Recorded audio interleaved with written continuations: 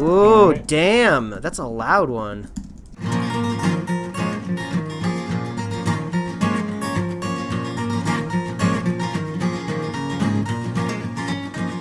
A modern podcast where Chris and Mike talk about TV, movies, superheroes, and everything in between.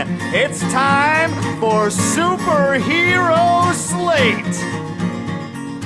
Hello, everyone, and welcome to Superhero Slate, the show where we run down the latest superhero entertainment news. We love TV, movies, and superheroes, so let's talk it all out. My name is Chris Dillard. And my name is Mike Royer. And on this week's show, Batman steps out of the shadows. Uh-huh. Or maybe it was into the shadows. I don't remember. I think that's where he wants to be, but okay. We'll figure it out. Iron Fist meets his Colleen Wing, if you will. Okay, I don't get that one, but you'll have to fill me in. But I will. I'll let you know. Rogue One is singing a new tune. Okay. And more. And more. So this has been an exciting week. We've gotten some cool new pictures of Batman. Yes. We got another picture, I guess a final reveal of Ghost Rider that we'll talk about here in a little bit. So it's been a good week. It's been a good week for images. I make the I make the featured images that accompany the podcast, as some people might know. So I always appreciate weeks where there's visuals to go along with it. Just makes my job a lot easier. It's true. I mean, we have a lot of visuals. We have a lot of actual video links as well, like some trailers and some videos. Really excited this week because last week we didn't have a lot of news, but we stretched it out. We got it out there, and this week we actually got some news to talk about. I'm really excited. It's an eclectic mix. It very much is, and I think that's a sign of the times, Mike. This week marks the end of summer. Can you believe it? Yes, and I've noticed a lot of people out there, they like to find an intangible end to the summer to talk about the summer movies. I don't know if they just try to find the biggest movie at sometime in August, and they declare that the end of the summer. But technically, the end of the summer is September 22nd. So we have been preparing accordingly, correct? Yes, at least yes. Yeah. No, we have. We've been talking about it all summer. We want to do a summer movie spoiler cast, but not so much as in where we ruin movies for you for an hour, but we want to talk about what happened this summer, what movies were big, what were little, what were those numbers like, and kind of just go over the movies we saw, because I saw movies Mike didn't see, and Mike seen movies I didn't see. Yeah, so you get out there for sure, because I always consider you definitely the movie guy. You're always going to go out there and take the extra effort to go see movies, whereas I'm always taking the extra effort to see TV shows and stuff like that. So you'll definitely have a lot to bring to the table next week, and I'm going to attempt to go watch some new movies that I haven't seen yet that we haven't already talked about, so I can bring something to it.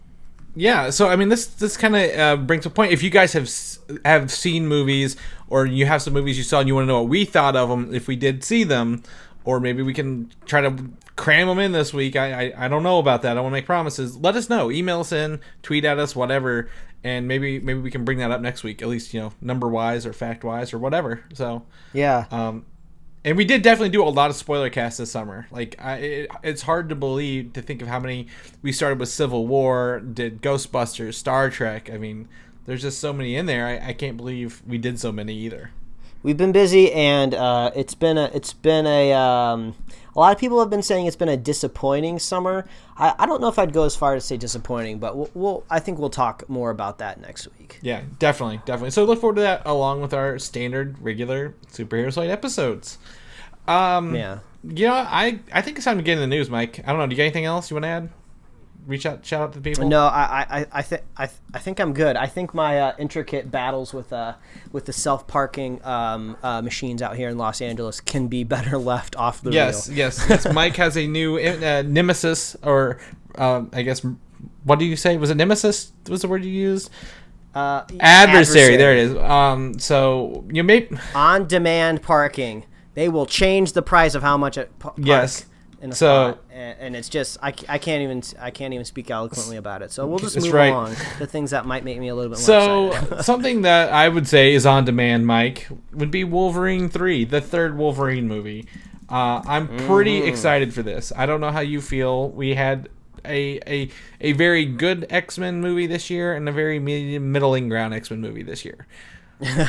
Yeah, I forgot Deadpool for a second there, so I was like, "Whoa, Chris, I think you're being a little, too nice." Yes, there. Apocalypse actually comes out next. I think at the beginning of October in 2 weeks. It's on digital right now if you're interested. But Wolverine 3 is coming out next March, and Bryan Singer has seemingly confirmed Mr. Sinister as a villain in that movie. And this is kind of something we've been talking about and speculating on all summer, even though we've never seen Mr. Sinister per se in person. Yeah, I mean, I think that's a really interesting drop there for the news, because I think people thought Mr. Sinister might be coming along for the next X-Men movie. So it's kind of cool to see that Wolverine's going to get this character. I mean, I'm not exactly sure how intricate Mr. Sinister's like past or story is. I mean, obviously they could manufacture it. They could go whichever way they want to go with the movie universe. But I think the coolest part about Mr. Sinister is just how he looks. He's such a cool looking dude. He's got this kind of weird, kind of like very impractical cape, because it would not work as a cape, but it's just, he's got this cool kind of character design to him, and he does fit that match of Sinister. So I'm excited to see how they adapt him to the screen, and I think it would be really cool with Wolverine. No, I definitely agree. So I mean, so what I imagine, like we've always heard that this is Old Man Logan the movie, Old Man Logan the movie, Old Man Logan the movie. Well, they can't really do that, can they? Because all the characters are owned by Marvel pretty much. But what if it's Old Man Logan using Professor X as his road trip buddy? Because we know that Patrick Stewart is in this and plays a big part, and they're going after Sinister being the Red Skull, I guess, in this one, kind of like. And we've also heard rumors that X-23, the clone of Wolverine, will be in this movie, and maybe she takes over the mantle going forward in the other Wolverine movies, or I guess X-Men movies. Yeah, I would guess. I mean, I feel like a broken record, because this is always my main question when it comes to any X-Men movie that's ever put out in the last like couple years is timeline. You know, I'm curious what time they're going to fit this movie in, because that's going to be really important depending on how X-23 works into it. You know, if they're trying to find a way to ease X-23 into the X-Men universe and possibly bring her into one of the movies, like the next movies, I don't really know exactly how they're going to do that, because those movies are in the past. And also I'm curious if they're going to do a post-apocalyptic, because that's going to have to be a movie in the future. And obviously that's really weird continuity-wise, just having a movie even further into the future now. It's just kind of making things all weird. But I'm actually okay with it. I like the idea of this Wolverine movie just kind of being a standalone, being its own beast. You know, don't worry too much about how it fits into the universe. I mean, that's kind of how the last Wolverine movie was too. I mean, they kind of brought it in together with that post-credit scene, but I'm not even really 100% sure how that fits in now that I'm trying to think about it. So I like the idea of this being a standalone story. Maybe let's place it into the future when an apocalypse has happened or something. I don't know. I mean, this is Wolverine's like last movie. You know, he's not going to be coming back to the franchise. So just do whatever you want to do. Yeah. So the only thing we do know is Simon Kinberg says if this is in the future. We don't know. Is that like a week from now? Is that like 10 years from now? We don't know. It's just the future. So at least we know it's not in the 90s like the next X-Men movie will probably be. Maybe this picks up truly where Days of Future Past left off. So people, when they think about where Days of Future Past left off, they think about the past. They think about the 70s when Logan was pulled out of the water by Mystique, which doesn't really make any sense with how Apocalypse went down anyway. But no, the actual end scene, I don't remember if it was after credits or what it was, but when Logan is back in the X Mansion and he sees everybody still alive, and you know he sees them, and it's like a nice, beautiful kind of scene, and he's like super happy to see everyone good. Maybe that's where kind of Old Man Logan picks off. You know, he's back into like his normal future where everything's good and happy, and then 20 years later shit hits the fan again and he's Old Man Logan. Exactly. Yeah, I mean, I would think this would make a good, because Days of Future Past does give us two endings, like a future ending and a current timeline ending, I guess. And I would like to see the future ending, like him and Professor X doing whatever it is they do to stop the end of the universe yet again from a mad scientist, which is obviously Sinister. And Sinister was teased at the end of Apocalypse. They go in and steal this. The Essex Corporation goes in and steals Wolverine's blood from the, whatchamacallit, the Weapon X facility that he broke out of. Which again, I watched Apocalypse this week again. That scene with Wolverine breaking out is one of the best scenes in that movie. Like, gotta watch that. However, in response to all this, the director of Wolverine 3 says he doesn't know who Sinister is. Who's this Mr. Sinister guy? I think he's just playing coy. I think he's being like, I don't want to give the movie away because we don't have any footage out there. Yeah, I would sure hope you know who your villain in your movie is going to be, dude. So, he's if Bryan Singer said it, that's probably true. So, oh well. But on the same verge of X-Men timelines, crazy things, is the movie or the TV series Legion coming out, and we got a new trailer showing off one of David's many powers. David Haller, he's a schizophrenic, so he creates a new personality. Like, he creates new personalities, and each personality he creates in his head gets a different power set. And in this one, it looks like he kissed a woman and they switched bodies. Now, how do they get back? I don't know. It doesn't matter, but he does what we all would do if we switched bodies with a female and you were a male. You go and you touch the boobies, and that's what we see in this 20-second clip. Yep. So I like that they're playing it real. Yeah, so I'm interested to see what other powers he gets and kind of how they do it. But I'm interested in this movie, this TV series comes out in 2017 because I learned the main actor who plays David Haller is Noah Hawley, or not Noah Hawley, but man, I can't even think of his name off the top of my head. But he is playing the Beast in the upcoming Beauty and the Beast live action movie, and we all know Mike likes those live action Disney movies. You and your Disney household. Yeah. But I think this show looks cool. It's got this kind of production quality to it that looks really, really nice, and it's on FX. And FX is they're up there. They're up there competing with the likes of Netflix with qualities of shows. So and they have both the Fox people and the Marvel TV people behind this, and Marvel TV to me is only getting better. And I think that's something you can attest to as well. It didn't start off very good with Agents of S.H.I.E.L.D., but it's definitely a lot better where we are now than where we were when we started. So hopefully Legion will bring some happy tidings between Fox and Marvel, and hopefully bring some good tidings. Hopefully like maybe 4 good tidings. A fantastic set of 4 good tidings. You guys get it. I feel you. Justice League is the big DC movie next year, at least to me. Wonder Woman's lower on my list. But we got a new look at Batman and his tactical suit from Zack Snyder this week.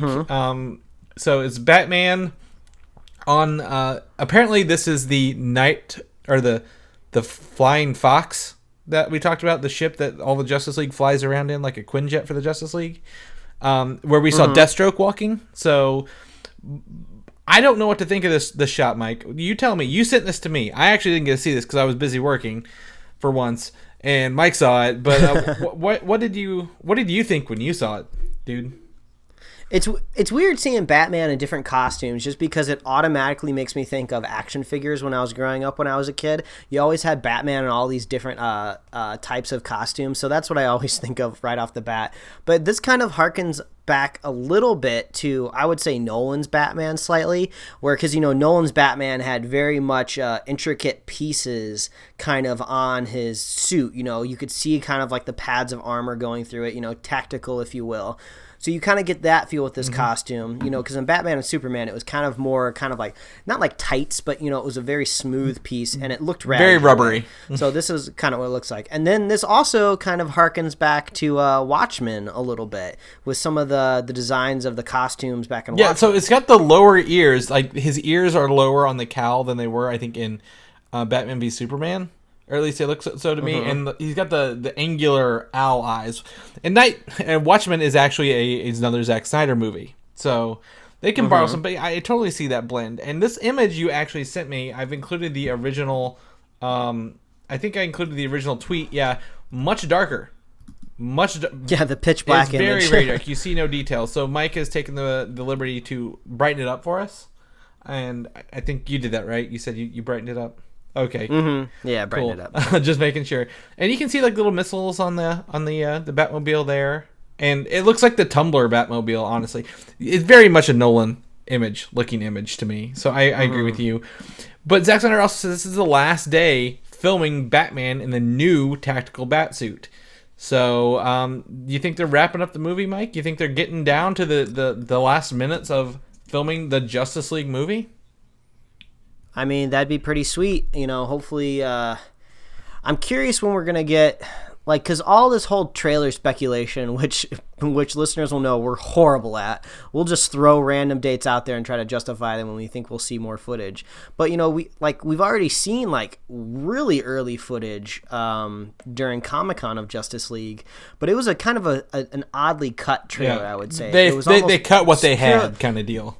Yeah, it was almost purely meant for digestion of a Comic-Con crowd, but then they did the cool bro thing of just putting it out for everybody to see. So I could definitely see how that footage would go over better in a hall of people, just because in the context of Comic-Con, you don't really need a fully produced, fledged trailer with all crazy music and everything.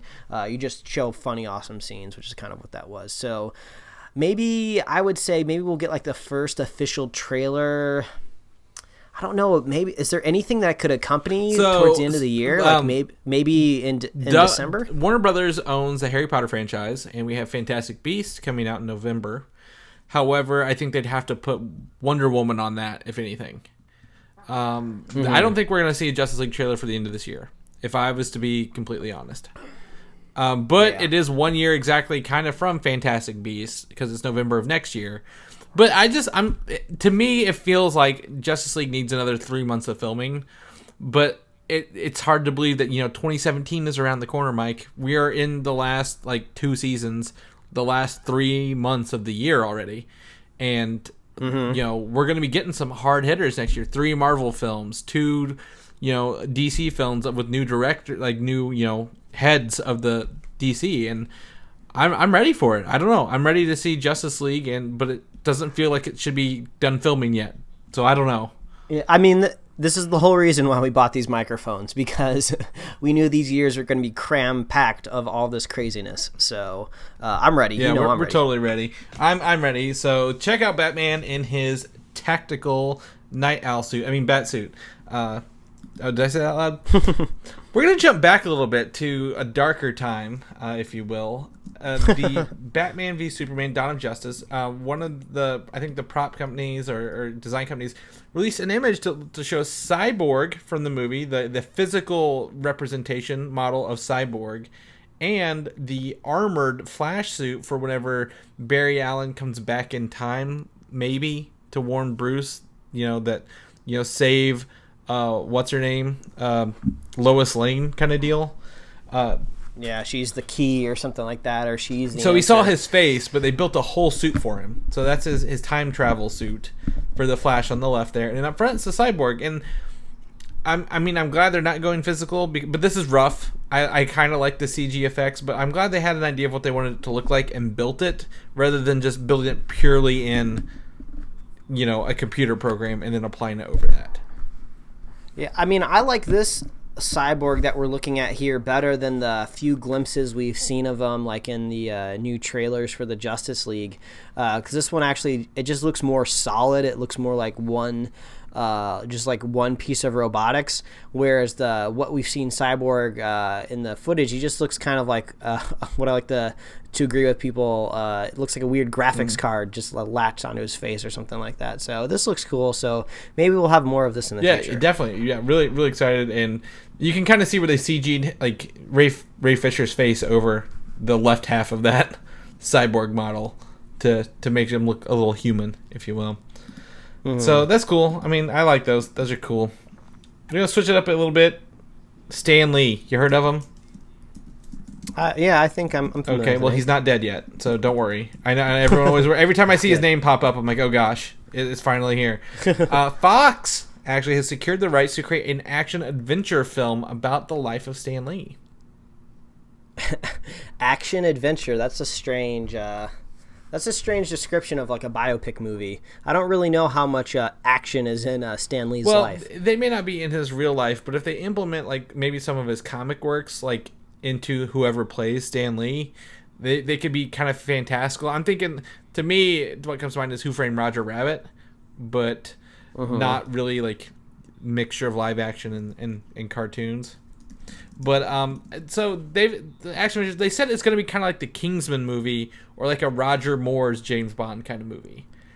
And it's not like a biography. It's more fantastical. It's just if they want to create a fictitious version of his life or hyperbolize some events of his life, they definitely can do so. Oh man, I don't know.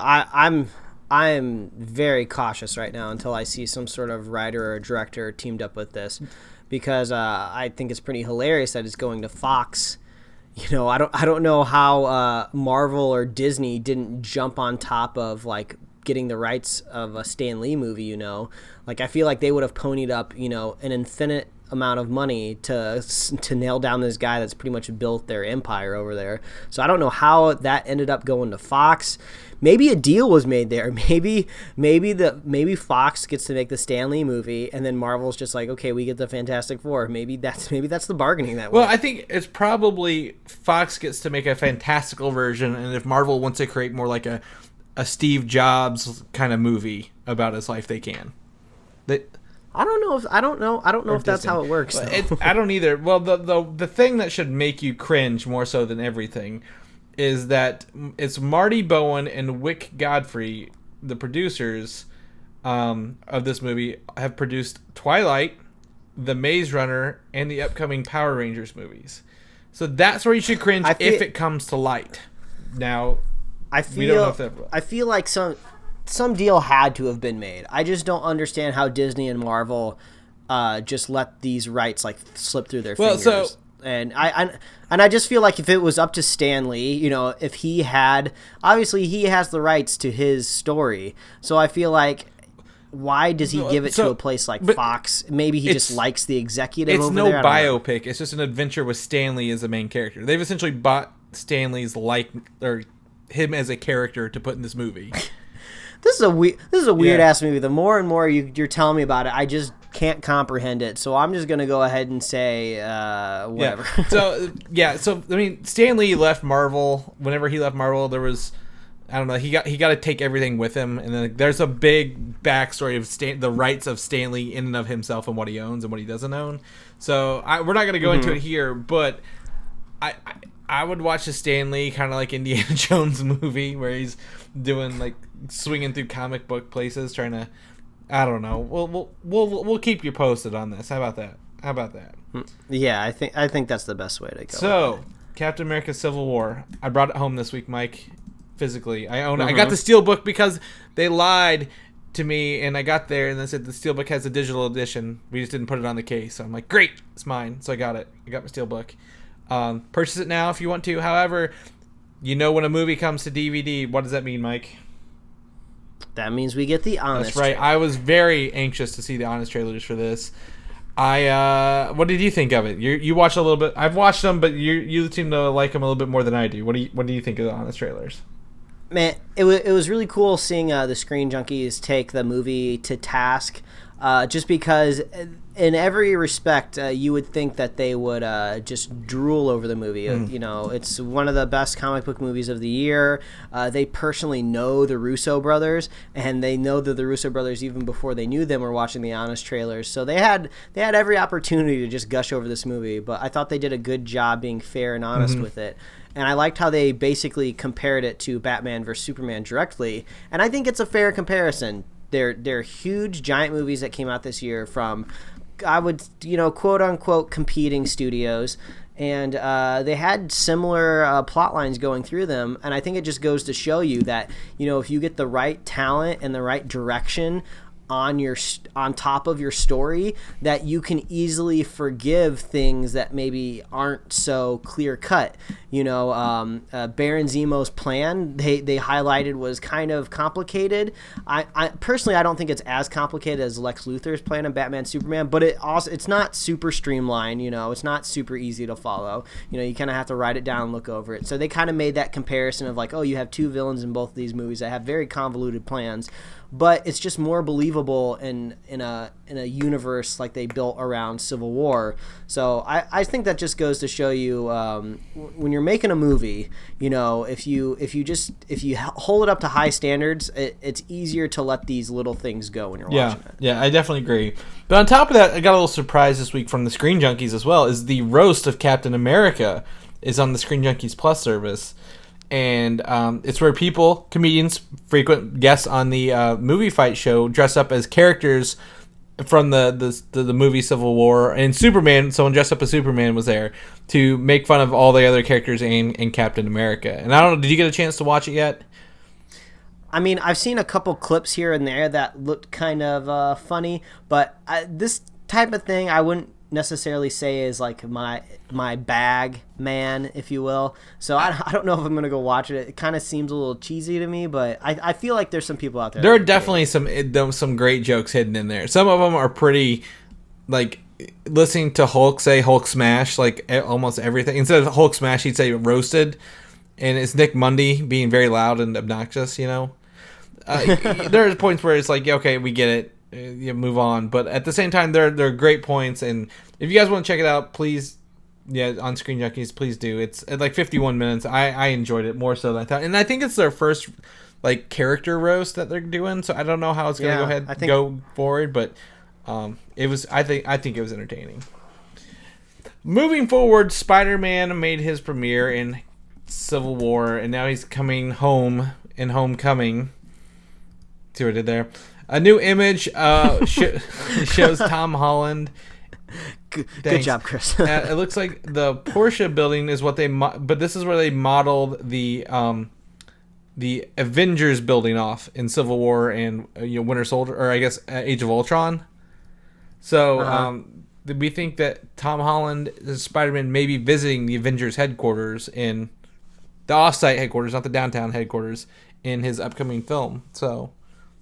Oh, that might be kind of cool. I kind of like how they're incorporating something called the headquarters maybe into these other movies. So far we've seen the headquarters in Ant-Man.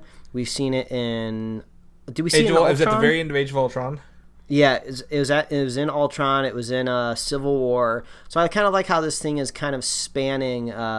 It's spanning a little bit more than its own movie where it was introduced. So yeah, it would be kind of cool if Spider-Man kind of comes and visits. Yeah, well, it's been... He gets to check it out. Yeah, I guess it has been in the last three Marvel movies, so keep it going. Mm-hmm. And he technically, I guess, would be part of the Avengers. He was on Tony Stark's side throughout most of that. So definitely looks to that. And also, there right now the director of the film, John Watts, is on site filming this movie still, and it says on set on a video on his Instagram, and it points up to a helicopter. So we may see some helicopter scenes coming up in Spider-Man Homecoming. Now, this could either be Spider-Man swinging from them, or so on and so forth, or the Vulture maybe flying around them or doing stuff with it. I don't know, man. A helicopter in a summer blockbuster movie? I don't know. It just doesn't fit. The last time we saw helicopters in a Spider-Man movie, it was for the trailer for Spider-Man 1, the very first one, and he webbed up the helicopter and the villains between the twin towers. The Trade Center towers. Mm-hmm. Well, after 9/11, they had to cut that part out of the movie and the promotionals. Oh man, I gotta go find that. That Yeah, scene. it's a great trailer. Actually, it's a fantastic trailer. So maybe they're getting a little ballsier with it. So we'll have to see how that plays out. So coming up, we don't have San Diego Comic-Con. We have New York Comic-Con, the big fall one. The big fall Comic-Con. Yeah, New York. That's kind of like the end of Comic-Con season to me, is the New York one, to be honest. Like it. Yeah, I think it's a good foot end, and it's also kind of the end of the summer too. So it does. So a couple things. They're gonna show off a little animated short called Marvel's Hulk, where monsters dwell there. So people who get to see that. I kind of want to see what it's about. I have no idea. I honestly don't know anything about this video, but I saw it on their itinerary. So I'm definitely interested to see what it becomes. Is it like a short? Is it like a small movie they're going to release on iTunes or something? I'll check it out. The Iron Fist cast will be on panel there because technically they're filming in New York, so it's not hard for them to get over there. And they're actually going to show off the first footage at New York Comic Con of Iron Fist. Nice. That's Yep. what I was waiting to hear. I was waiting for you to say something about footage. Yep. Definitely doing that. And the thing is, the Hulk one is an animated film. I just double checked it on my notes here. And lastly, the Agents of Shield episode 4 or season 4 episode 4 will premiere at New York Comic Con before that Tuesday. Not that you need to, but if you want to go there, Marvel's showing you Agents of Shield season 4 episode 4 because that's when it is. Well, it makes me think maybe something special is going to be in episode 4 if they decided to I think highlight it's it. just the We'll release schedule. It's between New York Comic Con's between 3 and 4, so they're like, I guess we'll show 4 to people because they're here. Because didn't you see some shows usually at Comic-Con they'll show like pilots for new shows and stuff like that.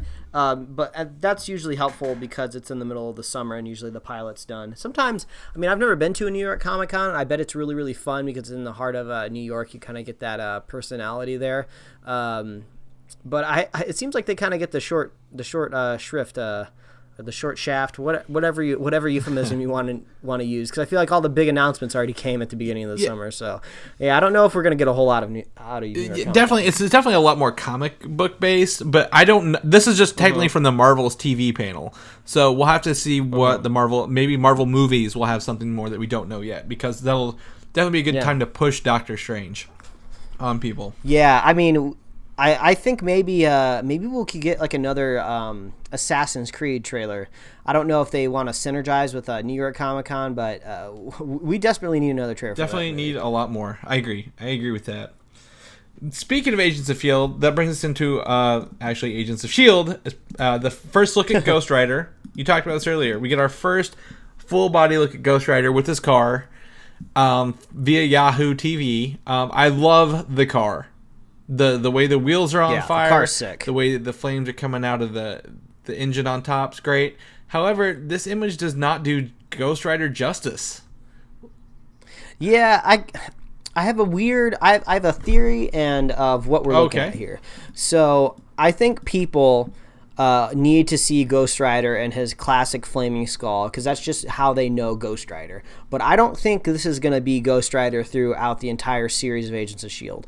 because the whole point of kind of bringing in this newer version of Ghost Rider and Robbie Reyes, I think, was to have the ability to kind of use that mask that I don't know if it's like an iron mask. I don't know if it's made out of metal, but it's kind of like a racing helmet that's kind of skull-like. And I like that idea just because you wouldn't have to like convincingly make a CG skull every time you want to show Ghost Rider. You could kind of have that mask. So I'm kind of thinking that I don't know how he gets it in the original comic books, but maybe I'm thinking Fitz or Simmons, or maybe together they make this helmet for Ghost Rider. Maybe he's like maybe he's out of control when he's got that flaming skull going, but like, here, put this helmet on, kind of focus your energy or something. So that's my theory. I think we're only going to get the skull every once in a while. I think they'll probably have him in the car driving and you won't see it, even when he's driving very often, except maybe just some flames coming out. But this isn't very good. However, the new poster they did for season 4, which they're now subtitling Ghost Rider, actually looks a little better. I'm going to say it looks a little better than that first one did. But it's got the, Coulson, May, Quake, Daisy Johnson, Mac, and Fitzsimmons looking great. Daisy, actually, I thought she was going to stick with that darker hair, like goth girl style from the end of the last season. Glad they're not. Glad they're giving her like Shield look back. But definitely liking Ghost Rider better than the second picture with that and his menacing stare going on there. Just a reminder, again, the fourth season premieres September 20th at 10 p.m. Eastern. So that's first Tuesday of fall, Mike. Are you ready for that? Fall TV's back. Yeah, man. Next week we're gonna be able to talk a lot about some TV shows. I think we have to wait a little bit for the CW shows to come back on, but we can definitely talk about. That's Shield right, next week, and South Park if we wanted to, because South Park's back. Don't forget it. Oh yeah, South Park is back, and they're hitting the ground running. Iron Fist, we just talked about them earlier. We have 2 new images. We have a katana wielding girl in the rain, and the thing with the katana wielding girl is this is a character in the series called Colleen Wing. This is what you wanted me to talk about earlier. Yes. So, as you can see, Colleen, she's a martial artist. It's in the rain. She's got a sword. Have we not seen enough sword-wielding girls this year, Mike? What do you think of this? Yeah, so it looks like Iron Fist is going to have this sword-wielding girl training him maybe a little bit. I wish I knew more about Iron Fist's backstory. I don't, unfortunately, so we'll have to kind of wait and see how that pans out. But I'm totally excited for this this show. It looks really, really cool. I want more kung fu action on Netflix because that's always really fun. So maybe we'll get a little costume reveal or something at New York Comic Con. That would be Yeah, neat. it definitely would. What was really funny is this character, Colleen Wing, the actress' name is Jessica Henwick. So when you hear that, you don't think definitely Asian American. You think maybe some regular whitewashing the character was like a lot of the feedback until you actually see her, and then you're like, oh, yeah, she definitely fits the ethnicity of this role. Maybe things are starting to come around a little bit in Hollywood because I've heard people a lot of the times when they're trying to get into Hollywood is they kind of whitewash their name intentionally so they can get more auditions and stuff like that and get their foot in the door. So now it's kind of maybe backfiring a little bit like, oh, no, we need you to go back to your normal name or people are going to think we're whitewashing the role. So maybe this is progress in Hollywood. Definitely. And it goes along with the second image here. If you take a look, you actually get to see Colleen Wing and Danny Rand. She's got the sword. Looks like she cut him on his shirt, but I mean, that's really not a very nice shirt anyway, Mr. Rand. You have so much money in your account, but I don't know. I want to see more mysticism. I want to see more kung fu. I want to see fighting. So these softer moments aren't really getting it for me yet because I want to see Iron Fist done so well. Like I'm really excited for it. However, his beard does look more trimmed in this than it did in other earlier shots. Beard watch. That's right. Always on the beard watch. Always.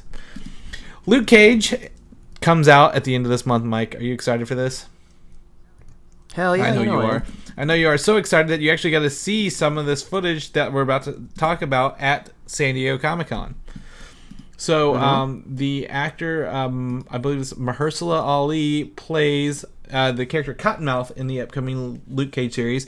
And in this clip from Netflix, he talks about, everybody wants to be the king while, walking into a picture. I believe there's that Biggie Smalls behind him in the crown. Yeah. And the crown ends up on him, talking about him being the king. So, I don't know. Hopefully he's a very terrifying nemesis. We've gotten some really good bad guys in the Netflix series. Really hoping he pulls it out as well. I'm feeling positive. How do you feel? Yeah, you just gotta feel positive when you're talking about Luke Cage because he's so infectious when you watch him on screen. So I hope he's getting some good villains. I'm really excited for this series. I hope it develops the Netflix universe a little bit because I like it when we get these kind of intimate stories when we're talking about just these characters. But I also like the little glimpses of what we might see in the future with the Defenders. So I hope Luke Cage gets to sit down and have a beer with maybe Daredevil or something at some point, or maybe as a stripped down version of Matt Murdock. So yeah, cool. Definitely. And on that note, since the release is coming up at the end of this month, September 30th, we get our first look at Misty Knight from the series. In this two set of Justice posters. First up is Misty Knight talking about I don't seek justice, I stalk it. Kind of weird. I think she's like an investigator, like a private investigator maybe. So that's where that comes from. And then we get to see, again, Claire Temple, the night nurse from all the other Marvel Netflix series showing up. If you want justice, you have to get it yourself. So it sounds like she's getting a little more talking about justice than she did in Daredevil. Because she was like, you can't do this. And now she's like, yeah, do it. Got to get it yourself, man. So yeah, so we got some Luke Cage posters. I'm really excied for this show. Cannot wait for all those episodes to drop at the end of this month. That's what I'm looking forward to. In that regard, the next the next Netflix series is The Punisher. That I'm pretty sure it's The Punisher, Mike. What do you think? Yeah, it makes sense. Because they're already casting one of the main roles in the film. So we already have The Punisher, played by John Bernthal, but now we have the actor Ben Barnes, who is known for the upcoming Westworld show that we're excited about, and the Chronicles of Narnia films. He played Prince Caspian in the last two, I believe. No? Nothing? Okay. Yeah, right. He's been cast as a series regular. Now, we don't know exactly what that means, but Ben Barnes, I like him as an actor. He's rumored to be the character Bobby Saint. Now, why might this ring a bell to you, Mike? Any ideas? Why might this ring a bell? The original, I guess not the original, the Punisher from the 2004 era movie. The character that died at the beginning of that movie, the son of John Travolta, if you will, was a young Bobby Saint. And that kicked off that movie and created, Travolta and his family to go after, Frank Castle's family and turn him into the Punisher. So that's interesting that they're bringing, they're able to use these characters that they've, we used these, 10 years ago. Can we use them again? It's not too late. Let's do it.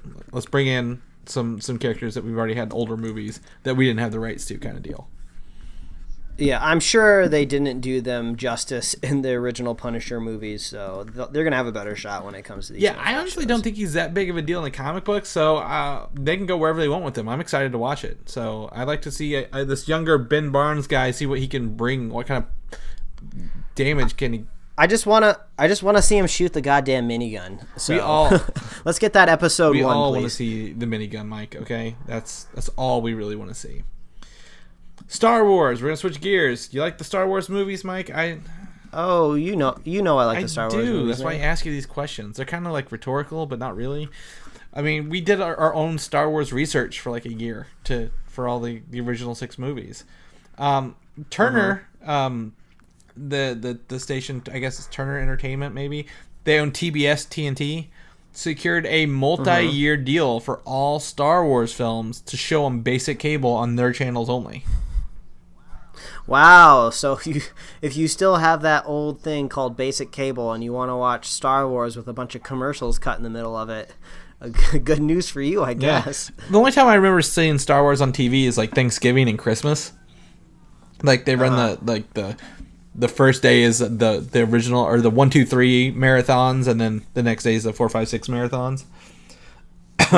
So I don't ever remember watching them on cable. However, do not fret, Fox people. 20th Century Fox has a separate deal for those movies because technically they produce them and have certain. I'm pretty sure they have distribution rights still because Disney doesn't sell or push a lot of those in the stores, and they haven't come out and re-release the original theatrical versions like everyone has been rumoring for years. Well, I think the Fox has a deal more with the very first movie, Star Wars. I don't know if Fox has distribution with Empire or Jedi or not. So, but I think since Fox still has that stranglehold on the first one, I think they kind of have to bow to their will, because you can't just like show Empire and Jedi, alone. Yeah, it has a distribution rights for the prequels as well. Like I just glancing here, like Fox somehow got the distribution rights despite the purchase of Lucasfilm. Yeah, somehow they keeping those rights. They're getting that Stanley biopic or whatever that's going to be. They got some sneaky execs. They do, and somehow they just keep doing them off. So just reading this out, real quick, some notes I wrote down here is the complex relationship between Fox and Disney.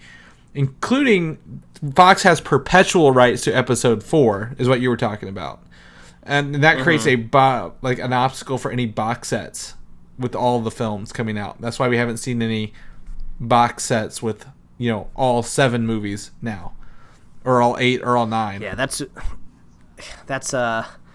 unfortunate. We're just gonna have to see what the hell is gonna. Maybe there's gonna be some more trading going on. I feel like Fox and Disney are just kind of like Disney's like this huge giant, and they're just like, Fox, just stop yanking our chain. Just be like, hey, as long as we got Star Wars, we're gonna do whatever the hell we want to you. So we're gonna go ahead and keep fucking up Fantastic Four. We're gonna take this Stanley biopic from you, and I don't know. Yeah, let's burn the X-Men down while we can as well. Yeah. So yeah, I think that's interesting for Star Wars. I did watch the majority of The Force Awakens yesterday after playing some of the Force Awakens Lego game. So Star Wars has been on my mind this weekend. It's been heavy on my heart, if you will. Rogue One is the next Star Wars movie we get.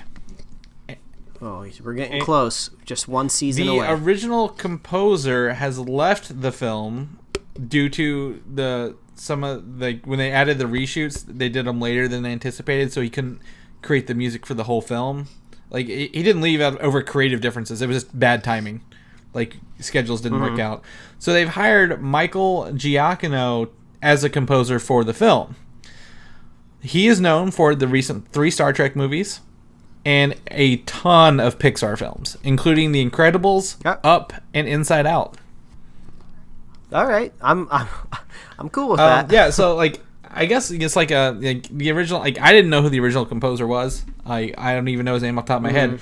But I will tell you, the Inside Out theme song gets stuck in my head quite a bit. Like that's a catchy tune. So I'm okay with this. I don't have any issues. Now a lot of people have been like, oh my gosh, why isn't John Williams doing this? Well, John Williams only does the main films. He is doing Well, give someone else a shot at a Star Wars. He is doing episode 8 and hopefully 9. Hopefully he makes it to do 9 as well. Yeah, he's getting old. Don't stretch this man too thin, people. I'm sure he wants to do that Indiana Jones movie too. Yeah, exactly. So I mean, I'm okay with him not doing it. Like it doesn't bother me. Like it's fine. It's Star Wars. Have some music. Have some fun. Which brings me, since we're talking about music, I want to add this note in here to our things, that the Marvel Cinematic music piece you sent me. Oh yeah, that was about a week ago, wasn't it? So it's a link from these guys who compare looking at the music of large franchises. Like they start off saying you can do the music from Harry Potter, you can do the music from Star Wars, Indiana Jones, so on and so forth. You can sing it off the top of your head, is what you're saying. But then you go to the Marvel movies, and they kind of don't. Nothing. To me, the one that sticks out is the Avengers, because it's it's very emotional. That movie's very emotional for me. So I hear that music, it sticks with me. But but it's kind of like, again, the phrase I've used, it's non-offensive. It's a non-offensive music style. Yeah, it's an interesting video. We're kind of in this cool age of what people are calling video essays, where people are kind of instead of just shouting their opinions like imbeciles, like in a comment section, people are thoughtfully writing their essays down and accompanying it with videos and narration and putting it up on YouTube. There's lots of awesome video essays out there now, and this was one of them.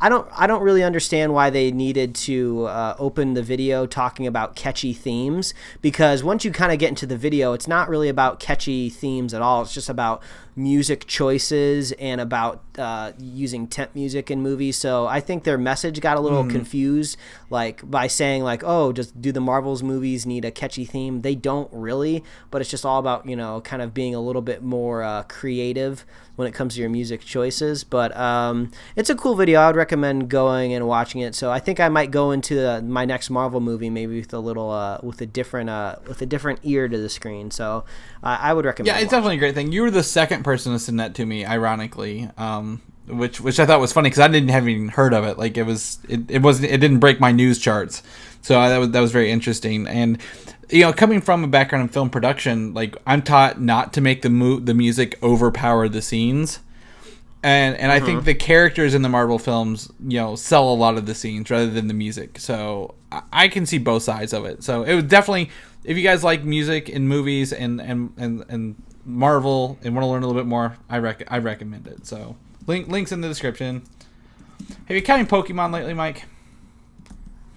Oh man, that's like a whole conversation talking about that, but no, not recently. So no. This week, the Pokemon Company has released a trailer for a new anime series, releasing exclusively on YouTube for the next, I think, 14 or 18 weeks. Yeah, and it's not like a full-fledged series like you might be thinking. Like it's each episode's like under 4 minutes. So it's a weekly episode on YouTube. Each episode is 3 to 5 minutes per their thing, and it follows the manga and games closer than the actual Pokemon show. So don't expect to see Ash Ketchum or Brock or Missy. This is actually the character Red and like his rival Gary, and you get to see things like Giovanni. There are things coming up, like the legendary Pokemon are going to be showing up later. Definitely a different animated style than the animated TV show. The anime show looks a little more polished, I think. And as Mike pointed out, the very first episode, called The Adventure, the links are in the notes to these shows, it follows Pikachu. But how would you describe that intro, Mike? You pointed that out to me. I'd only heard about it but hadn't seen it yet. It's this cool transition between where the episode starts off looking like the classic Game Boy game, and then you are looking at like a Pokemon fight screen, and then it transitions to real life. It's really cool. So there's a lot of love and care when it on these little mini-sodes. So it's kind of cool that they're being packaged specifically for YouTube. So that's an interesting choice. So I like to see when big media companies are kind of on. I wouldn't say YouTube is the cutting edge, but it's cool to see unique content like that being made. Yeah, it's very easy to access it compared to trying to watch all the other Pokemon shows, like the movies and then I guess 18 seasons of the other show. So definitely pretty cool, I thought, and I look forward to watching them every week. Again, 3 to 5 minutes. You're not going to lose any time doing that. You can do that getting ready in the morning. So. The links are for the first 2 episodes are in there. The Predator reboot is on its way, Mike, whether we want it or not. Right. Benicio del Toro is actually in talks to star in the reboot of Predator. Oh, Benicio. So we know him as the Collector in Guardians of the Galaxy. And supposedly he's not coming back for Guardians of the Galaxy Volume 2. That means he's not done in the universe. He's just not a part of that movie. And then he's also filming the the Guardians of the Galaxy ride at Disneyland in California that they're turning the Tower of Terror into. So he's out there filming that stuff. All right. Benicio getting around. Yeah. So the thing about Predator is it's also, I think it's written and directed by Shane Black, who, he did Iron Man 3, which, very, very divisive film. He also did Lethal Weapon and Kiss Kiss Bang Bang, one of my favorite things. So I don't know. I don't know how I feel about him doing a Predator movie, but we'll have to keep it posted.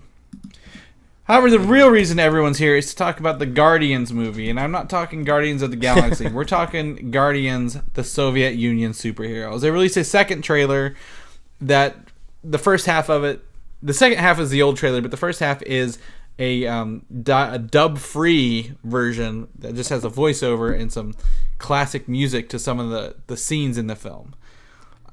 Yeah. So I think the only thing I have to add to this conversation, because obviously last time we talked about this, we said we were excited to see kind of this kind of bizarre movie coming out of Russia. Just bizarre as in circumstances, not necessarily what's on the screen. Is I don't think I want to watch this in English. A lot of people have had conversations with me before about the difference between dub and sub, like when it comes to anime. And like, in anime, I just don't want to bother reading. I just want to hear people speak it to me just because I guess I'm lazy. But the English dub of this movie just is really weird. Like the first time I saw this trailer, or the first trailer for Guardians, it was the Russian version of it, and it just seemed kind of more intimidating with the Russian accent. So I think I'm gonna watch it with the original Russian language and just put the subtitles on, or maybe just leave the subtitles off, just see if the movie speaks for itself, without any subtitles. I think that may be kind of fun. I don't know. Like, so this movie comes out in February in Russia, not everywhere else. So I don't even know if the trailer subbed or dubbing is actually finalized dubbing. Like maybe it's just like temp dubbing, and because no one put any effort into it. Like it sucks so bad. But again, at the same time, like I'm totally on board with subtitles because they're probably not using a lot of talking during the action sequences, which is what we're definitely going to this movie for. This is one of those. Yeah, I'm curious. I'm curious to see how much Putin propaganda makes it into this movie, because obviously when you think about someone like Captain America, you're just like, oh well, you got a guy that's literally dressed up like the American flag trying to protect the country, and it's like, yeah, but you don't really get any on the nose moments in a Captain America movie where he's just like, I'm going to save the United States of America because this is a great country. But you kind of get some of that in this Guardians trailer, like, oh, we are here to protect the Soviet Union, protect our country, or something like that. So it does seem pretty nationalist when it comes to this movie, but it's coming out of Russia. I'm sure there's some government dollars that went into making this movie. Yeah. Anyway. Well, what's really interesting is my last year of college, I took 3 Russian film classes in one semester, and don't ask me why. That's just what they offered. The propaganda films actually stopped in the 90s, like the government regulations, like for that. So the fact we're getting a man bear firing a Gatling gun, which I know Mike's looking forward to that, is kind of interesting. And I don't know if they're going to be too much of on the nose on, like, a lot of the recent movies haven't been government. They've been like talking more about the history of things. Like, but because these superheroes were created during the Soviet Union, like the communist era, maybe that's what they're harkening back to. Mm-hmm. But either way, I want to see their powers. They remind me actually a lot of a group of Inhumans in the comics right now called All New Inhumans, and I'm really stoked to see their powers and what kind of other countries can bring. Chris will get his. You'll get your Inhuman movie some way or another. The Marvel might be pushing it back, but you can get your fix. I will from dub Russia. it myself as it were an Inhuman movie if I have to. I feel like this is like a Russian bootleg Marvel movie. They're just like, oh man, did you guys hear that Marvel pushed back their Inhumans movie? Fuck it, let's make our own. Well, there's at least one guy over there in the States that wants. They've been listening to our show and they're catering to us specifically, so that's what it is. Yes. It's always what it is. Lastly, we're going to end on a question, a head scratcher for Mike, because this is a movie came out called Ninjak, and it's a live action movie based on a character from Valiant Comics, and we get our first look at him, just the back of the head of the guy whoever is playing Ninjak. I don't even know who it is. All right. So Ninjak is a comic book from the 90s, like 93, 94 era, from Valiant Comics, where it is a spy ninja. He's a ninja spy whose alter ego is British playboy Colin King. So he's like if Batman was actually like a ninja rather than, Batman. Okay. I mean, it's hard to give any opinions on this. Ninjas are cool. I've always loved ninjas growing up. They got like the coolest like little trinkets and toys, and it is kind of like a Batman. They always have like shurikens to throw. So sure, I'm okay with this. I think it just goes to show you that no comic book is safe from being bought and putting on the screen. So I hope it ends up being cool, man. I mean, maybe we'll get like kind of another Kingsman on our hand where you kind of take more of an obscure comic book, bring it to the screen, and just knock it out of the park. Yeah, it definitely is. So the interesting thing about Ninjak is he was created by Joe Quesada, who's currently the chief creative officer at Marvel. Oh, yeah, that's definitely what helped it. That's what helped it make it to the big screen. In 93, it was the number one, it was the first number one sale comic from Valiant, the publisher, ever. So Ninjak enjoyed his time in the 90s, and I think he has a new series that came out recently, but he's just a martial artist, no superpowers. And this villain is rumored to be the character Roku, not the streaming device, believe it or not. So she's like a redheaded ninja lady. So I don't know too much about Ninjak, but you can go pick up old issues pretty easily on that. There's not a lot of them. That is the news for the week, Mike. We made it.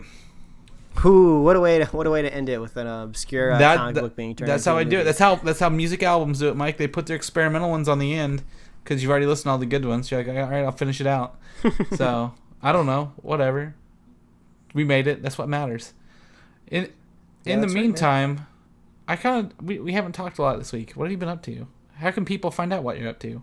How can I find out what you're up to? Man, if anybody wants to know what I'm up to, they can follow me at Mike Royer Design on Twitter and Instagram.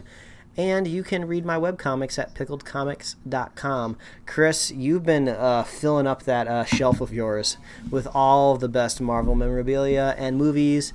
I'm curious if you're going to add any more steel books to that shelf, but if people want to know, where can you can follow me on Twitter. That's right, Twitter. At Valdan, Valdan. I think I posted the picture of my shelf on there this week. Maybe. Yeah, it should be on there. It's up to date with all the Marvel stuff that's currently available. I'm crossing my fingers S.H.I.E.L.D. Season 3 and Agent Carter Season 2 get physical releases, but I don't know about that. Or you can go read stuff on Comic UI, which I'm trying to write for a little more regularly now. With the fall coming on, I feel a little more breathing room is there. So, all right. But yeah, I actually want you. When we were talking about these parking devices earlier, Mike, will you take pictures of them for me and put them on Twitter? I want to publicly shame them. So the next time I see one, I'll share my fury. Please do. In the meantime, though, people listen to us now, but maybe they want to find out more episodes from Superhero Slate. How can they do that? Well, as I say every week, please visit superheroslate.com. That is the best place to find all the links we put to show. And also check out our show notes where you can get a look at everything that we're talking about, all these links to see weird trailers of Russian superheroes. But if you want to subscribe to the show, we are on iTunes, YouTube, Google Play Music, SoundCloud, Stitcher, Tumblr. You can subscribe and get us right in your email inbox every week. And if you want to, you can like us on Facebook and follow us on Twitter. If you're a fan of the show, please consider leaving us a review wherever you listen to the show. It's super helpful for us. It helps us pop up in some fresh eyeballs. The some fresh funnier the earlobes. review, the better. Yes, I agree. And if you're a super fan of the show, please just share the show with a friend, share the show with a buddy, and we'll be here every week. And especially we'll be here next week talking about the wrap-up of the summer movie season. Yes, in a spoiler cast, so it won't be our regular. We'll do the new show. Don't worry, guys. You'll get your news. You'll be the coolest kid at the water cooler on Monday. I don't think kids go to water coolers. I think they go to drinking They can fountains. do whatever they want, Mike. I'm not going to tell them where they can go get their water at. If they got a fountain, so be it. So, all right. Well, guess we'll catch you guys next week then. All right. Goodbye, everybody. Thanks for listening, and don't forget to subscribe. Just park at a meter. If the meter is blinking green, you're good to go.